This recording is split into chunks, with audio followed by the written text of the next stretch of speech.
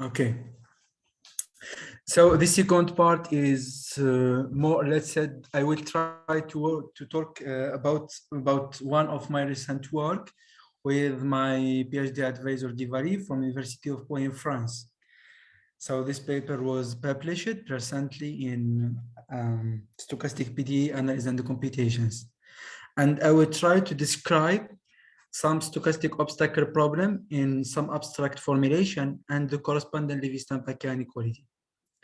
I will start always by some motivation to consider obstacle problems. Then I will try to state the result, and I will then talk about the proof or the different technique the tool that we need to prove such results. And I will try to conclude by showing you some illustration. This is the outline of the second part.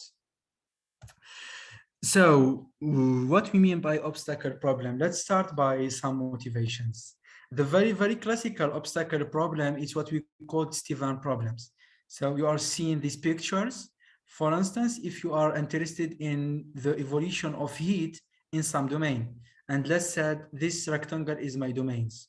So here you have some ice where the temperature equals 0, and you have some water where the temperature is strictly greater than 0. And you know that, for example, your heat is diffusion following the heat equations. Of course, where you are applying some source term.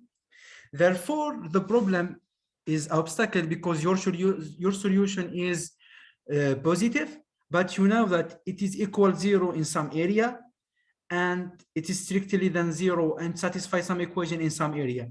And of course, you have some boundary condition. And the most common thing in obstacle problem, you have what we call a free boundary. You have some free boundary, which is the boundary between this area where E equals 0 and U strictly greater than 0. And as you see here in the picture, the interface between the water and the ice, it's what we call a free boundary. This free boundary, we don't know a priori, and it evolue in time. Therefore, when you are solving PDEs, you have the equations, you have the initial state, and you have boundary conditions.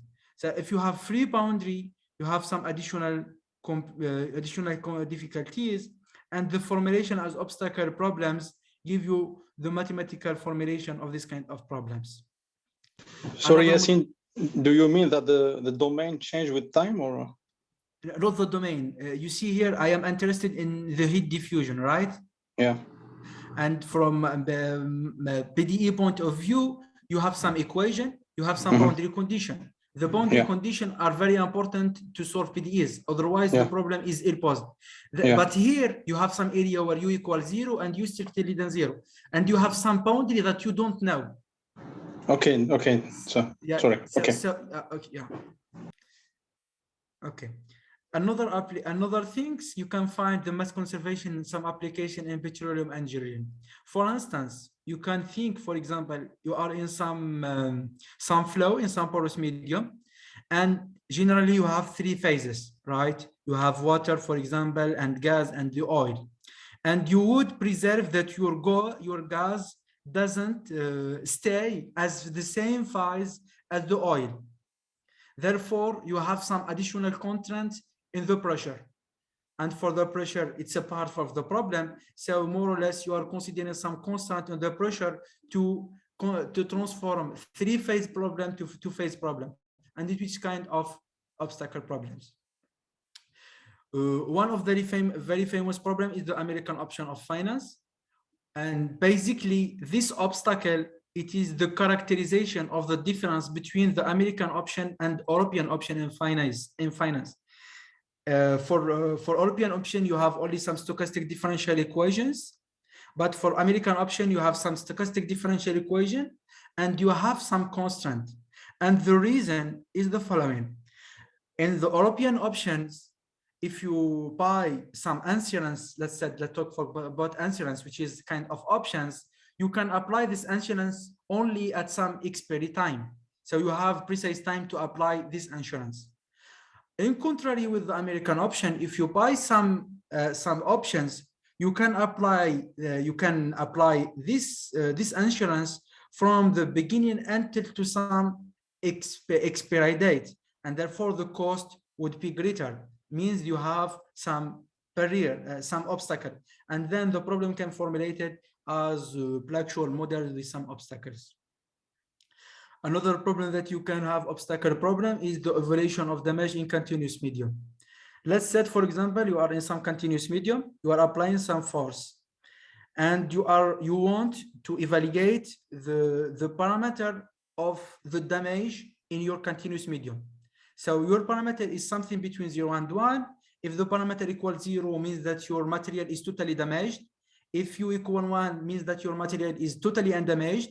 And if you are in between, so you are in some situation in between.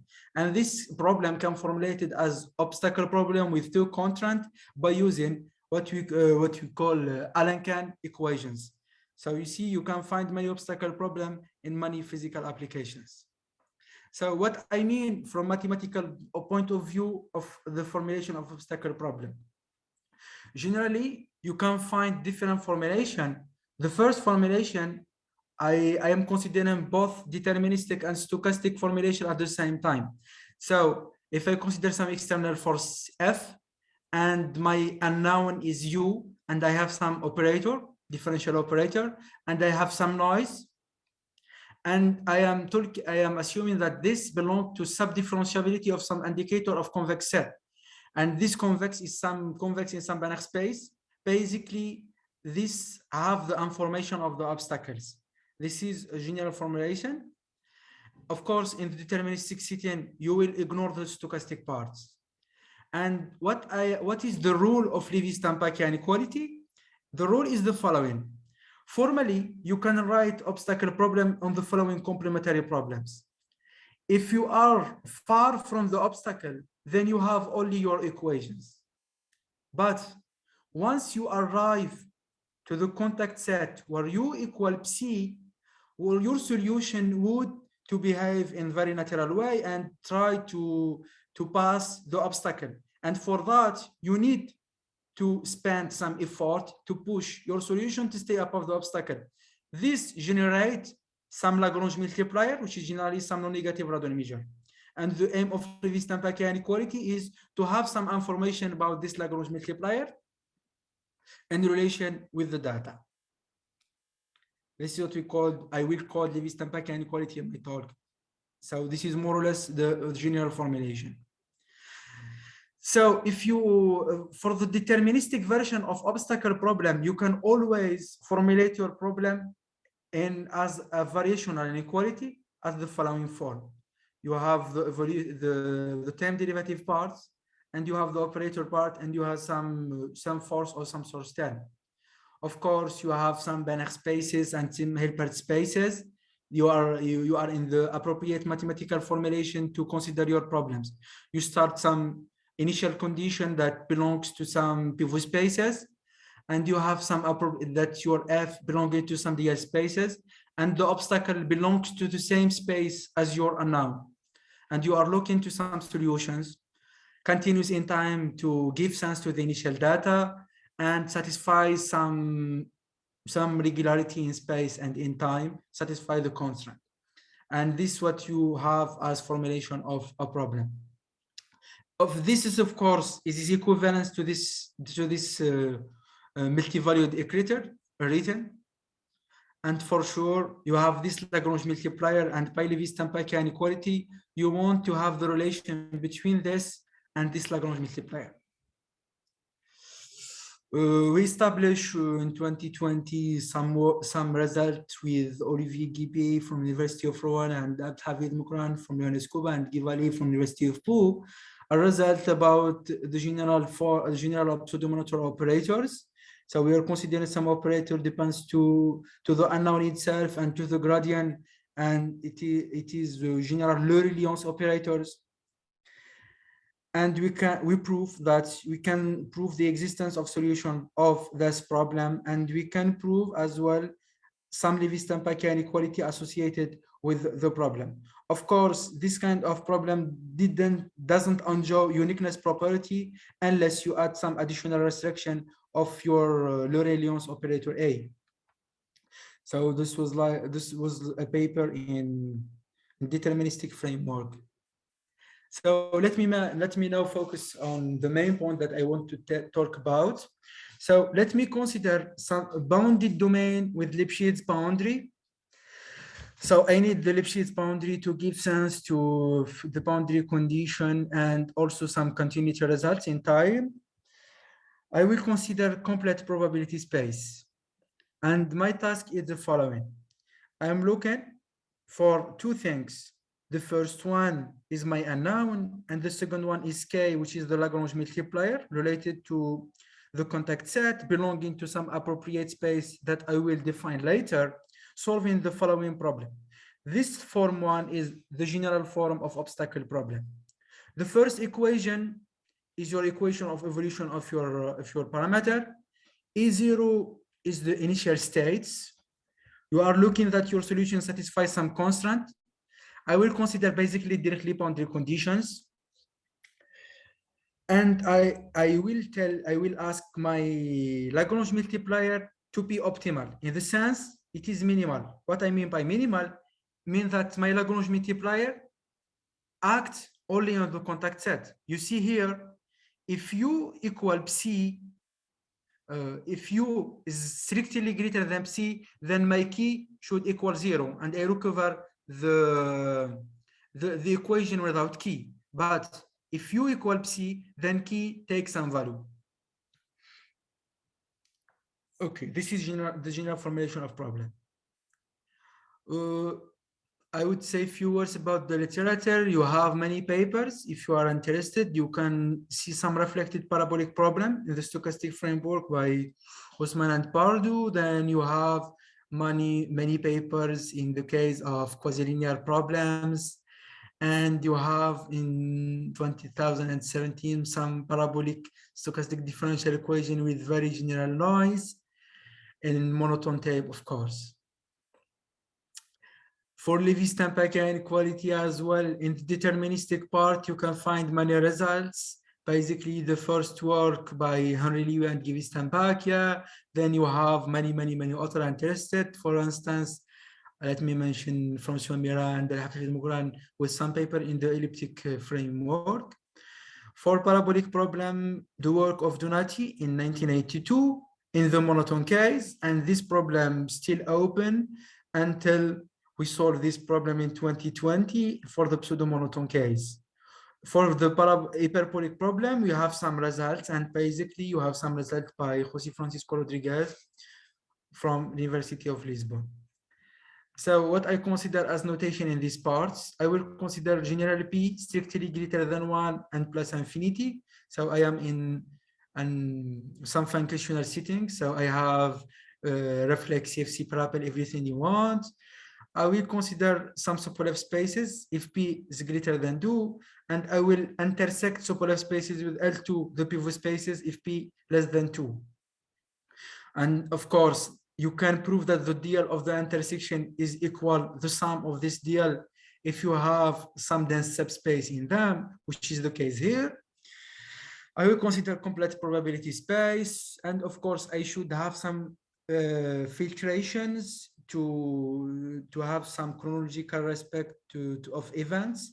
Here, I will consider a very general Wiener process with some covariance key, of course, with finite trace, which is, for instance, you can think about Brownian motion. And then my sigma algebra of predictable element, I will denote PT, so to test my measurability with respect to the filtration. Concerning my operator, I will consider some operator defined from Banach space V to its DL. And first thing, they should satisfy some measurability assumption. Means that when I see my application A as from T and omega should be predictable with respect to omega and T. The same thing for my noise G and the obstacle Psi and my force F. Of course, my initial state should be measurable with respect to the initial filtrations. Here just I am recalling what I mean by IQ, the space of Hilbert-Schmidt operator, and this is basically to define the stochastic integral in infinite dimensional setting. Of course, if you are dealing with some operator, I will consider the following general coercivity condition. For instance, if you are thinking about linear problem, you can think about Laplacian or some Laplacian perturbed by some Lipschitz map, or generally for linear operator, you can think about B-Laplacian. And of course, they will satisfy some monotonity assumptions and some growth conditions. And I will have the following weak continuity, which is satisfied by Laplacian, P-Laplacian, or the perturbation of this operator by some Lipschitz maybe. Okay, for my noise term, I will consider some noise that is Lipschitz with respect to the solution argument. And of course, to define the stochastic integral, I should assume that my noise should satisfy some growth condition to give sense to stochastic integral when I am writing my equations.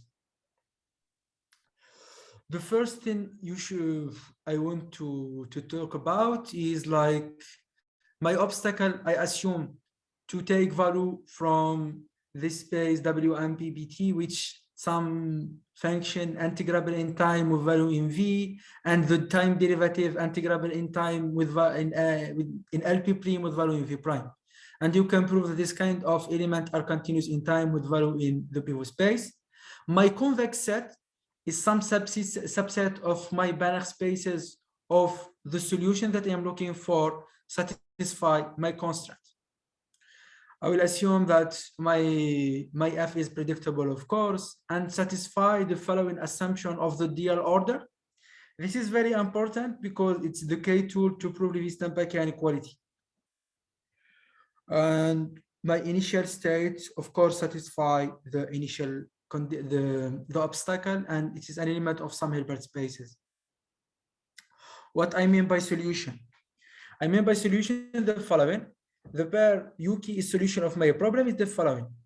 They satisfy some regularity in time and space and with respect to the random variable. They are measurable with respect to my filtration and my time and everything. They are continuous process with value in H. I have the trace at the initial state. I understand my equation in integral form, and my Lagrange multiplier is some non-negative Radon measures satisfy the following inequality. And the main theorem will be the following. Under the previous assumption, we can prove the existence and uniqueness of solution to my problems. And we can prove also as well the following Lewy-Stampacchia inequality that told me that Lagrange multiplier is controlled by the negative part of some equation satisfied by my obstacle psi. Yeah, the first lemma is the following lemma of stability. If I consider U1, Q1, and U2, Q2, I can prove that the difference between that in the norm of L2 in omega, L infinity in time, and with value in H in space, controlled by the difference between the external force and my solution is itself. And for that, you should only apply Ito formula to the equation satisfied by difference. Of course, you should check that the equation of difference satisfy the appropriate properties to apply Ito formula, because formally when you are applying Ito formula, you are multiplying by test functions. But what you are doing stochastic calculus, you can't multiply by test functions. Therefore, you should adapt your method by applying some Ito's formula, more or less. And then I will consider the following perturbation. Since I am looking for some solution satisfy the obstacle psi, I will consider the following perturbation of my drift turn. Why this perturbation is important? Because formally, if I violate the constraint, therefore my noise switch from multiplicative noise to additive noise. And by multiplicative noise, I mean some noise depends to the solution of my problem. And by additive noise, I mean some noise is independent to my solution. And this gives me some advantage to apply some techniques. Therefore, I will consider the following approximated problem by consider the following penalization term. So I transform my problem from obstacle problem to the following approximated equation where I have some penalization term. And I want to study this problem and the limit of this problem when epsilon goes to 0. This equation, you can prove that you are in the appropriate framework to apply the classical results of Russian school, and you have the existence and uniqueness of your solution, which enjoy some regularities. For sure, you have this regularity, but you need to get some appropriate estimate, which is the task of the next step. I would get some appropriate estimate, and for that, I will do the following. I will consider some process V, satisfy some regularity, and I will add and subtract this process to my equation. Then I can apply my Ito's formula, and then I do some computation. It's like just techniques and calculation. You can prove the following appropriate estimates. That your solution is bounded in some Lebesgue space with respect to T and omega, with value in some superleft spaces with respect to space variables, continuous in time with value in some Hilbert space. And the image of U by my operator is bounded in some DL spaces. Then you see, if I apply Ito formula with that, I get only information about U epsilon and I epsilon. And my aim is to pass to the limit when epsilon goes to 0. So I should evaluate this penalization term. For that, in the first step, I can't get the information how to control that. For that, I should apply again an Ito formula with some appropriate functions.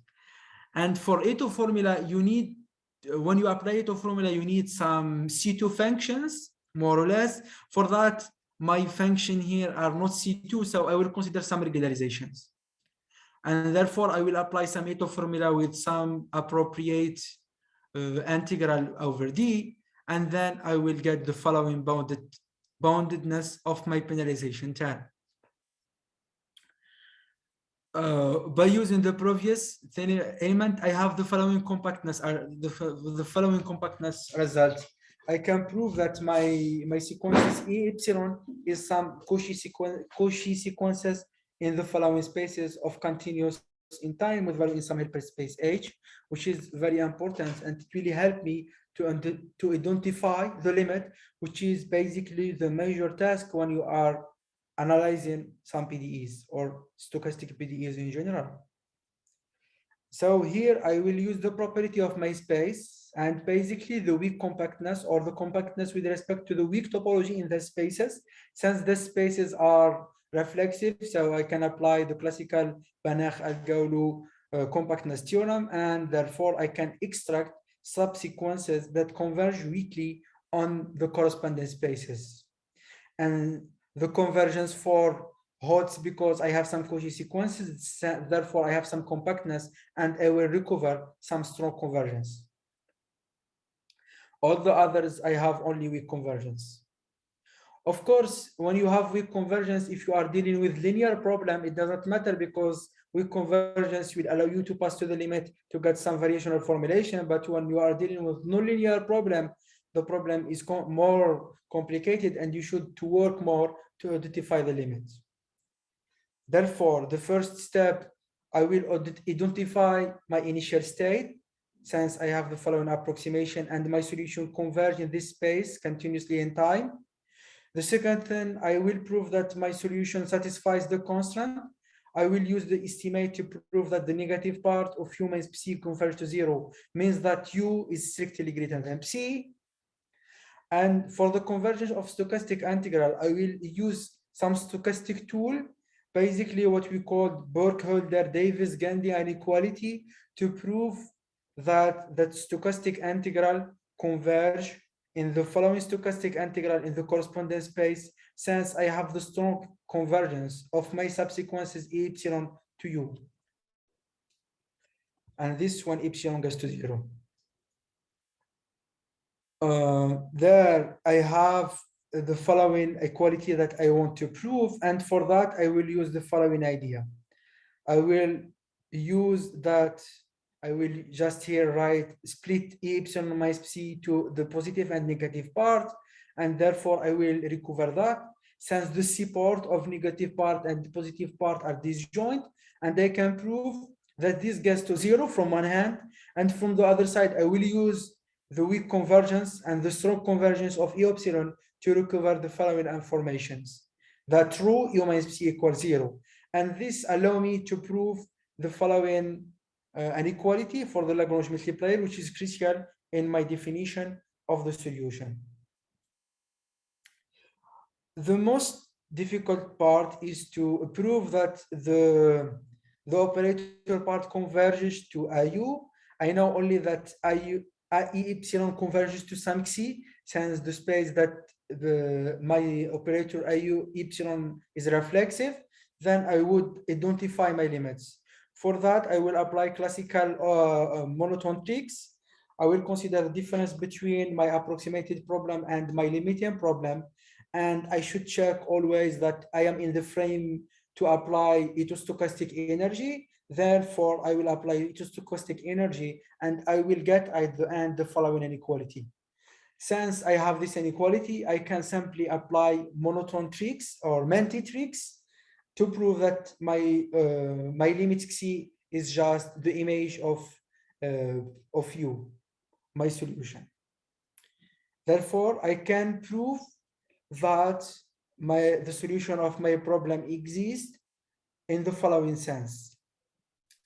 Of course, when I was doing the a priori estimate in this part, I add some regular assumption on my data to get some nice a priori estimate.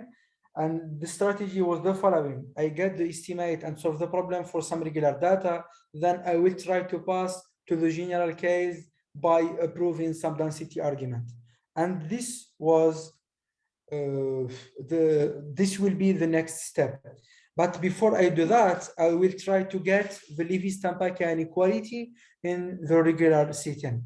So still I assume that my H is regular. So therefore I have some information about my solutions. At the limit, I can prove that my U solve the following problems. To prove Lewy-Stampacchia inequality, I will consider some adjoint problems. I will consider another problem. The unknown is Z epsilon, and my obstacle is E. And I will apply the same techniques to solve the problems. And I will deduce the Lewy-Stampacchia inequality for this second unknown similarly.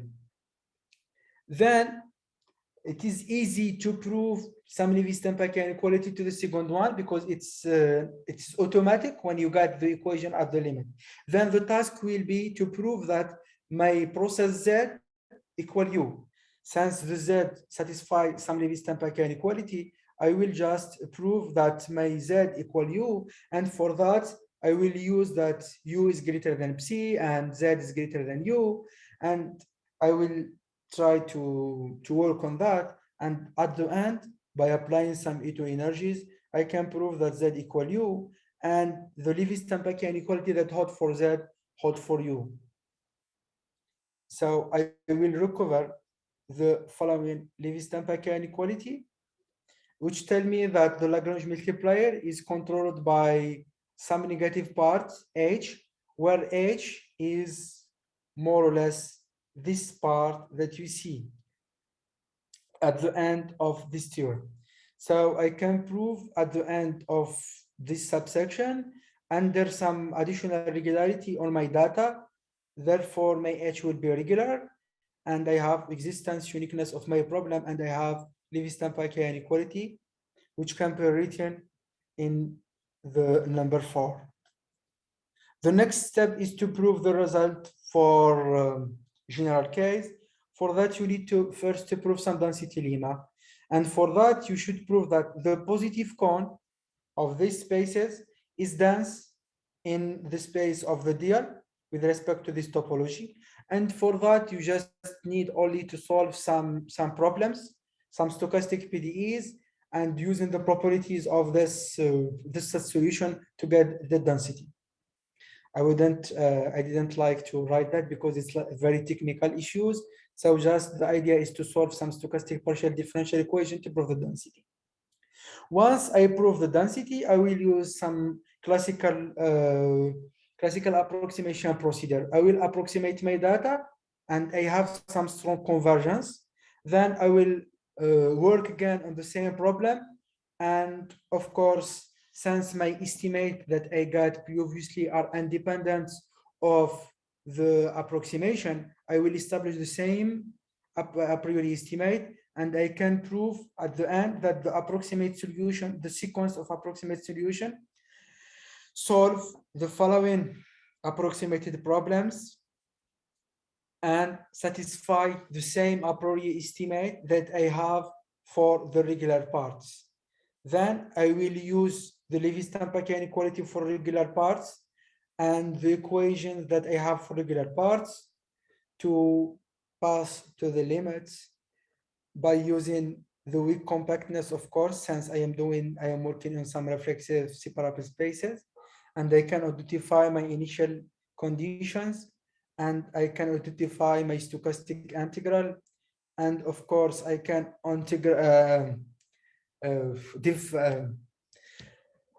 I can get that my solution, the image of my solution equal the limit of my approximations, and therefore I will get my result for more general data.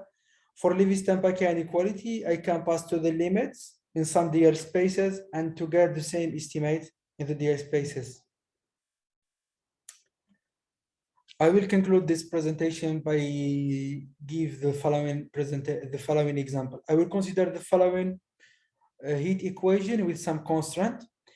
You can notice that if I consider F equals 0, then since my equation is linear and you can prove that some maximum principal hold, then you don't need to have Lewy-Stampacchia inequality and the last line of the equations.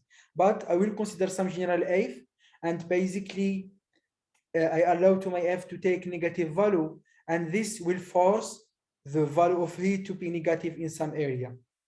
And as you see, I can apply the previous theorem to get the existence and uniqueness, and you see that the Lagrange multiplier is controlled by the negative part of F if I use my Lewy-Stampacchia inequality, and this told me the following: if F is positive, then the Lagrange multiplier equals 0, and I don't need the last line. I have now K, and the classical maximum principal holds. So for numerical approximation, I will consider some implicit explicit scheme. I will not go in details, but for the deterministic part, it's this kind of scheme. It's stable, but when you add noise, you lose the stability, and you should choose an appropriate discretization to deal with the penalization term.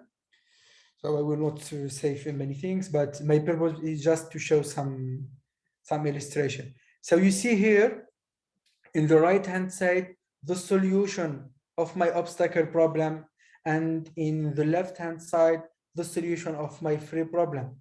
And you see, for example, this dark blue area is a part of the contact set, because here my obstacle can take negative values. If I forget about the obstacle, in the left-hand side, I am considering the heat equation without obstacle. In the right-hand side, I'm considering the heat equation with some obstacle. This is for deterministic.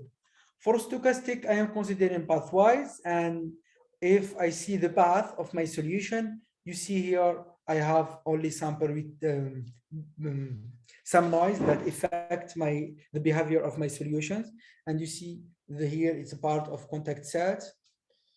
You can see clearly that in the following illustration. I pick one point and I draw the trajectory of my solutions. So you see that the continuous line is the solution for obstacle problem, and the other one is the solution for the free problem. You see that the solution of the free problem and the obstacle problem coincide before the first contact. After the first contact, they may differ. And you see this part is a part of a contact area. I can simulate many things, and you see here I am simulating like 100 trajectories of my solutions. They are still all possibilities because I am doing some stochastic process. And you see in the right-hand side the solution of the three problems, and you see in red the solution of the deterministic one or the mean, and you see here in the left-hand side the solution of obstacle problem, and you see here in red the mean. Of course, for the mean, I am using Monte Carlo simulation. Yeah, but it's still a good approximation at this level. What you can remark is the following. Since the problem was linear, you would expect that for the free problem, you have the solution of the deterministic part and the expectation of the stochastic part will match because the problem is linear. But for the obstacle problems, Lagrange multiplier endow some nonlinearity, and therefore you see that the mean of the free problem and the mean of obstacle problem and the deterministic obstacle problem might differ, and basically in the contact area. Another thing that you can notice, you see here the continuous is the mean of the stochastic, and therefore you see that you have more regularity near to the contact set, and this is something very interesting. And I think it's over. Thank you for your attention. Thank you, Yassine.